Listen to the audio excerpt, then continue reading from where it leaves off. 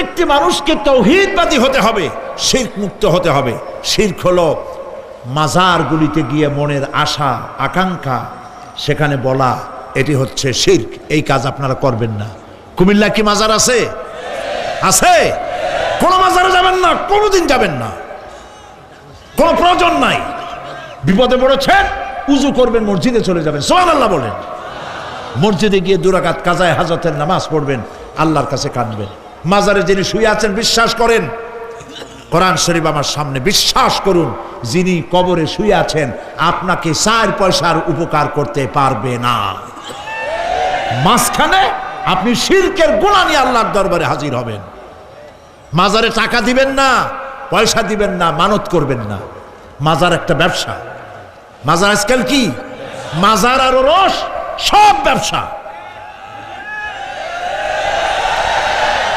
আপনারা এইসব কাজে যাবেন না। আগরবাতি, মোমবাতি, চাদর দেওয়া, মশারি দেওয়া, এগুলো মুসলমানের কাজ না। হিন্দু, খ্রিস্টান, বৌদ্ধ যা করে আমরা কি তা করতে পারি? জোরে বলেন, পারি? কবরে যদি একটু চিন্তা করেন ভাইরা, মাথাটা একটু খাটান, কবরে যদি চাদর দেওয়াই লাগে তাহলে রাসূল করিম সাল্লাল্লাহু আলাইহি সাল্লামের কবরের উপরে সোনার সুতা দিয়ে চাদর দেওয়া উচিত ছিল। তুলার সুতা না, সোনার সুতা। আর ওই রকমের দেওয়ার সিস্টেম হলে উম্মতেরা সোনার সুতা না, নিজের বুক নিজে ভাইয়া কলিজা পার করে রাসূলুল্লাহর কবরের উপর দিয়ে দিত।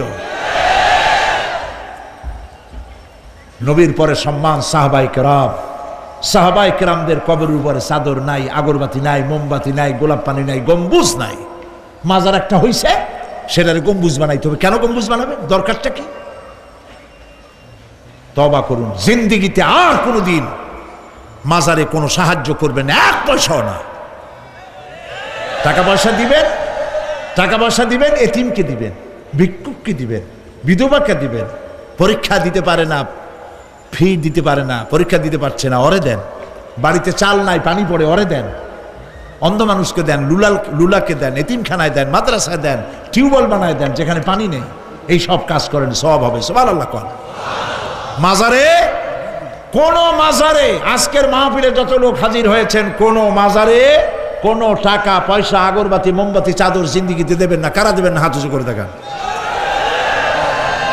আলহামদুলিল্লাহ। হাত নামা, হাত নামা। এরপরে থামেন, থামেন। এরপরে দেশে আজ অশ্লীলতার সয়লাব আমরা দেখতে পাচ্ছি। গতকালও আলোচনা করেছি। গত 5 বছর যারা ক্ষমতায় ছিলেন, অভিনয় নিয়ন্ত্রণ আইন তারা তুলে ফেলেছিলেন।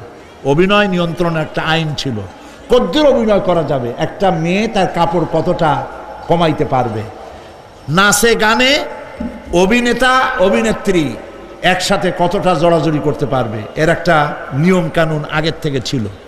সেই নিয়ম কানুন ওই 5 বছরে তারা আইন পাশ করে নিয়ন্ত্রণ আইনটা তুলে দিয়েছে। ফলে কাপড়েরও বালাই নাই, আর জড়াজড়ির এমন সব ছবি যা কোনো মানুষের দেখার কোনো উপায় নাই, যেগুলি দেখলে চোখ সাবান দিয়ে ধোয়া লাগে। নাউজুবিল্লাহ বলেন।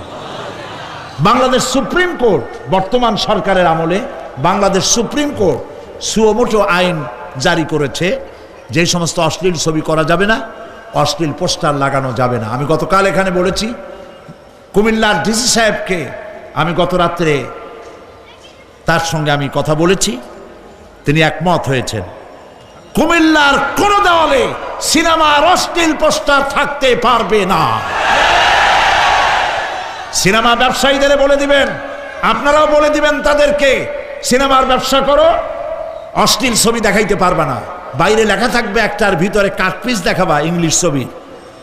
এই হারাম ব্যবসা, সিনেমার ব্যবসা যারা করে ওদের মতো কপাল পোড়া আকাশের নিচে জমিনের উপরে আর নাই। কারণ কি জানেন? কারণ কি? আরে বাবা থামো। কারণ কি সেটা শোনেন। কারণ হচ্ছে, মসজিদ যে বানাইলো, ওই মসজিদে যতদিন নামাজ হবে, জিকির হবে, তেলাওয়াত হবে, কিয়ামত পর্যন্ত যে পয়সা দিছিল সে সওয়াব পাবে। আর সিনেমা যে বানাইলো, সিনেমা দেখিয়া এরকম বই কি কুমিল্লা আসছে? এমন একটা লোকেরা বলা বলি করতেছে, সুবহানাল্লাহ, এমন একটা ছবি আসছে যারাই দেখলো সব উমরা করতে রওনা হয়ে গেছে। এমন ছবি আসছে যা দেখিয়া সমস্ত মানুষ তাহাজ্জুদ পড়া শুরু করছে। এরকম হয়েছে। যত ছবি আসলো, ছবি দেখলো, পরের মেয়ে কেমনে হাইজ্যাক করবে, কেমনে ব্রিফকেসের মধ্যে বন্দুক রাইফেল এগুলি ভাঙ্গে চুরে থুইয়া 10 তলার গ্লাস ভাঙ্গা লাভ দিয়ে পড়িয়া খালের মধ্যে পড়িয়া নদীর মধ্যে দিয়ে ফুড়িয়ে উঠিয়া পাহাড়ের উপর দিয়ে পরের মেয়ে নিয়ে দৌড় দিল। এইসব সন্ত্রাসী, ডাকাত, জেনাকার, বদমাশ তৈরি করা হয়। ঠিক না বলো? এই সিনেমা যারা বানাইছো কান খুলে শোনো, এই সিনেমা যারা দেখতে আসলো, জোহরের নামাজ গেল, মাগরিবের নামাজ গেল, আসর গেল, এশার নামাজও গেল, ঠিক কিনা? এতগুলো নামাজ গেল, আর তারপরে চরিত্র নষ্ট করলো। চরিত্র নষ্ট করে ফেন্সিডিল খাইলো, এরপরে চুরি করলো, ডাকাতি করলো, সন্ত্রাস করলো, জেনা করলো। বেটা তুই মর, যে সিনেমা বানাইছো মর, মরে দেখবি কিয়ামত পর্যন্ত এই সিনেমা দেখে যত লোকের চরিত্র নষ্ট হয়েছে সমস্ত পাপ মাথায় নিয়ে কিয়ামত আল্লাহর দরবারে দাঁড়াতে হবে। সুতরাং সিনেমার ব্যবসায়ীরা কানে ধরে সিনেমার ঝাঁটা বেড়ে দূর করে দাও। যদি মুসলমান হও, মুসলমানের যদি জন্ম দিয়ে থাকে, সিনেমার ব্যবসা বাদ দিয়ে দাও। আল্লাহ রহম করুক, বলেন আমিন। কপাল পোড়া না হইলে সিনেমার ব্যবসা, এত ব্যবসা থুইয়া তুমি মানুষের চরিত্র ধ্বংস করার জন্য ব্যবসা করতেছ। এরপরে আকাশ সংস্কৃতি, কে যাবে? আকাশ সংস্কৃতি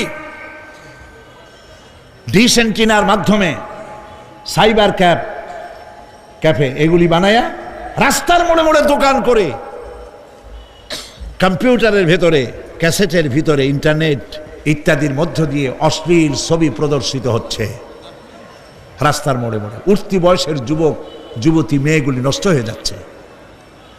নাউজুবিল্লাহ বলে।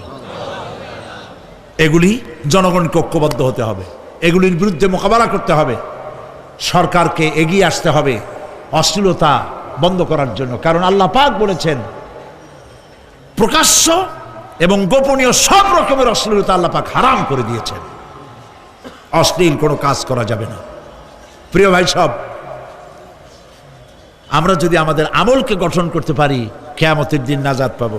আমল যদি গঠন করতে না পারি তাহলে কিয়ামতের দিন বাঁচার কোনো উপায় নাই।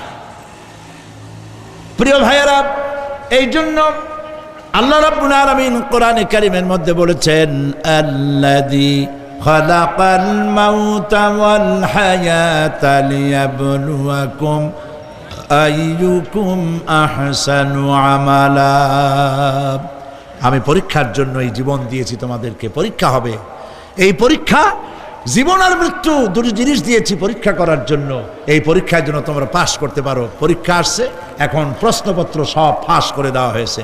প্রশ্নগুলি সঠিকভাবে আদায় করুন, প্রশ্নগুলি পড়ুন এবং জীবনটাকে সেইভাবে গড়ুন। নামাজটা সহি করে আদায় করুন। বহু মুসলমান আছে নামাজই পড়ে না, নামাজ পড়তে জানেও না। নবী করিম সাল্লাল্লাহু আলাইহি ওয়াসাল্লাম বলেছেন, সাল্লু কামা রাআইতুমুনি উসাল্লি। নামাজ পড়ো সেইভাবে যেভাবে আমাকে তোমরা পড়তে দেখো। সুবহানাল্লাহ। আর রাসূলুল্লাহ কেমনে নামাজ পড়তেন?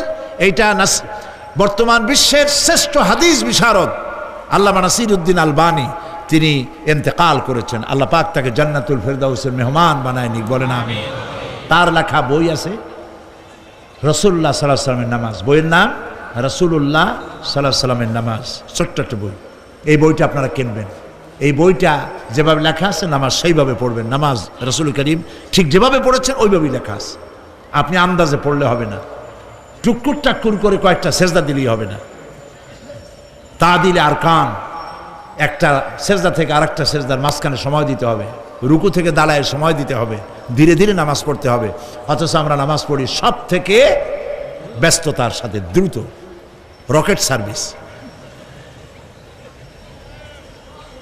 কোরআন শরীফের ভিতরে নামাজের গুরুত্ব সর্বাধিক দেওয়া হয়েছে। নামাজের কথা কয়বার বলা হয়েছে? 82 বার। 82 বার আল্লাহ পাক বলেছেন নামাজ আদায় করো। 82 বার বলেছেন। আর নবীজি বলেছেন, লা দীনা লিমান লা সালাতা লাহু। যার কাছে নামাজ নাই তার কাছে দিন বলে কোনো জিনিস নাই। মান তারাকা সালাতান মুতাআম্মিদান ফাকাদ কাফারা। ইচ্ছে করে যে ব্যক্তি নামাজ ছেড়ে দিল কাফের হয়ে গেল, বলেন নাউজুবিল্লাহ। কিয়ামতের দিন বুখারী শরীফের হাদিস, আল্লাহ পাকের নবী বলেছেন কিয়ামতের দিন সর্বপ্রথম আল্লাহ জিজ্ঞেস করবেন বান্দা নামাজ পড়ছো কিনা। প্রথম প্রশ্ন কি বলেন? প্রথম প্রশ্ন কি? যার নামাজ কবুল তার সমস্ত নেক আমল মঞ্জুর, যার নামাজ কবুল হবে না কোনোটাই মঞ্জুর হবে না। কথা বুঝতে পেরেছেন? নামাজ সঠিকভাবে আদায় করতে হবে। নবী করিম সাল্লাল্লাহু আলাইহি সাল্লাম ইন্তেকালের 5 দিন আগে থেকে জ্বরাক্রান্ত হলেন, রোগাক্রান্ত হলেন, জ্বরে আর মাথার যন্ত্রণায় অস্থির হয়ে যেতে লাগলেন। বেহুশ হন, আবার হুশ হন। যেদিন তিনি ইন্তেকাল করবেন তার আগের দিনেও তিনি জোহরের নামাজ পড়ার জন্য সাহাবীদের কাঁধের উপরে ভর দিয়ে নামাজ পড়তে গেছেন। পা উঁচু করে নিতে পারেন নাই, পা টেনে টেনে নিয়েছেন। তিনি সেখানে খুতবা দিলেন, বললেন ও আমার উম্মতেরা, এই পৃথিবীতে আল্লাহ রাব্বুল আলামিন তার এক বান্দাকে পৃথিবীর সব জাগতিক সম্পদ দিতে চেয়েছিলেন, কিন্তু সেই বান্দা সব জাগতিক সম্পদকে উপেক্ষা করে আল্লাহর সঙ্গে দিদার করা বেশি পছন্দ করেছেন। কেউ কিছুই বুঝলো না। হযরত আবু বকর রাদিয়াল্লাহু তাআলা আনহু খুব কাঁদতে লাগলেন। তিনি বুঝতে পেরেছেন যে এই পৃথিবীতে সমস্ত সম্পদ দিতে চেয়েছিলেন আল্লাহ যাকে, তার নাম বিশ্বনবী। তিনি সবগুলি উপেক্ষা করে আল্লাহর সঙ্গে দিদার করা বেশি পছন্দ করেছেন। আমরা অতি তাড়াতাড়ি নবীজি থেকে নবীর এতিম হয়ে যাব। পরের দিন ইশার নামাজের রক্ত হলো, আজান হয়ে গেল। মসজিদে মুসল্লিরা ভরে গেছে, সাহাবায়ে কেরাম সব এসে গেছেন। হুজুরের জন্য বহুক্ষণ অপেক্ষা করার পর হযরতে আবু বকর রাদিয়াল্লাহু তাআলা আনহু তিনি ইমামতির জায়গায় দাঁড়ায় গেছেন। নবীজি বেহুশ অবস্থায় ছিলেন ঘরের মধ্যে। হুশ আসার পর তিনি হযরত আয়েশাকে বললেন, আয়েশা, মসজিদে নববীতে এখন কি হতেছে? তিনি বললেন, নামাজ হচ্ছে। লোকেরা আপনার অপেক্ষা করেছে, কিন্তু আপনাকে না পাইয়া দীর্ঘক্ষণ অপেক্ষা করার পর আপনাকে না পেয়ে আমার বাবার ইমামতিতে তারা নামাজ পড়তেছে, কিন্তু মুসল্লিদের মধ্যে কান্নার রোল পড়ে গিয়েছে। তাদের ধারণা হয়েছে নবীজির জায়নামাজে যখন হযরত আবু বকর দাঁড়ায় গেছে, নবীজির পিছনে নামাজ পড়া আর আমাদের কিসমতে হবে না। নবীজি বলছেন, আয়েশা রে, মসজিদে নববীর দিকের দরজাটা খুলে দাও, আমি নামাজের দৃশ্য দেখতে চাই।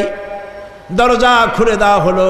নবীজি কোনো রকম মাথা উঁচু করে মসজিদে নববীতে নামাজের দৃশ্য নিজে অবলোকন করে আবার শুয়ে পড়লেন।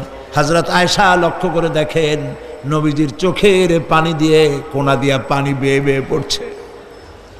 হযরত আয়েশা প্রশ্ন করলেন, ইয়া রাসূলুল্লাহ, নামাজের দৃশ্য দেখি কাঁদছেন কেন? হুজুর বলেন, আয়েশা রে, এটা কোনো দুঃখের পানি নয়, আমি কাঁদতেছি এই জন্যে, এই নামাজের জামাত কায়েমের জন্য তায়েফের ময়দানে অনেক রক্ত ঝরেছে, আবার উহুদের ময়দানে দান দান শহীদ হয়েছে, সাহাবায়ে কেরাম জীবন দিয়েছে।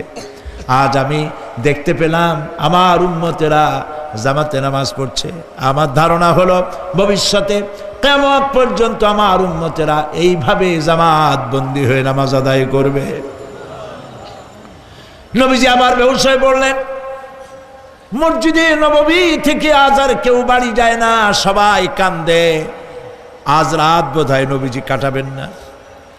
মেয়েরা কাঁদতেছে, সাহাবায়ে কেরাম কাঁদতেছেন, আজওয়াজে মুতাহারাত তারা কাঁদতেছেন। নবীজির আবার হুশ হলো, তাকায় দেখেন ঘরের মধ্যে কান্নাকাটি, মসজিদে নববীতে কান্নাকাটি।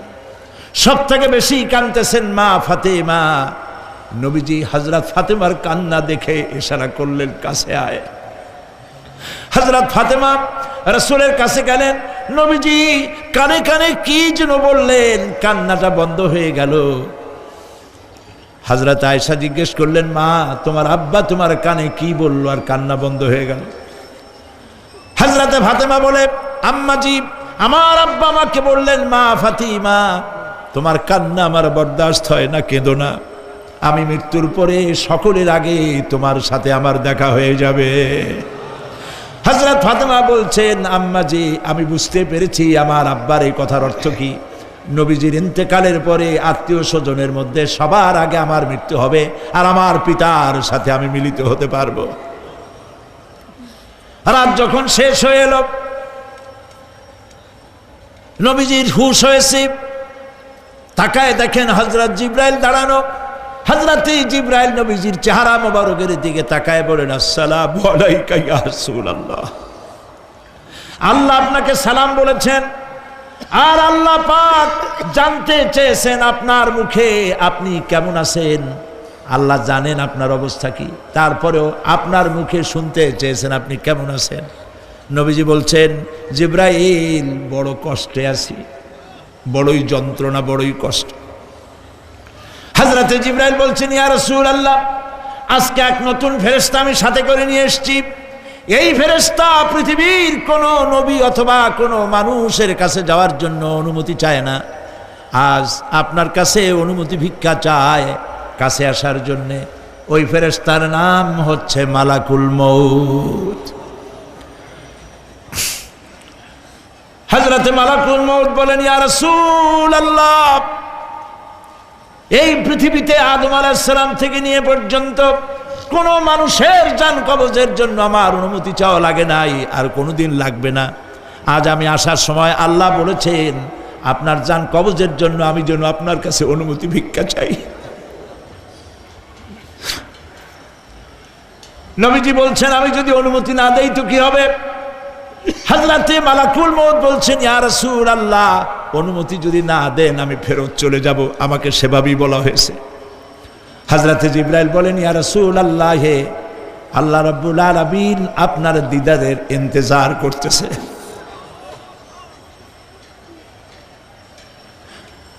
নবীজি বলছেন, মালাকুল মউত, তুমি জান কবজে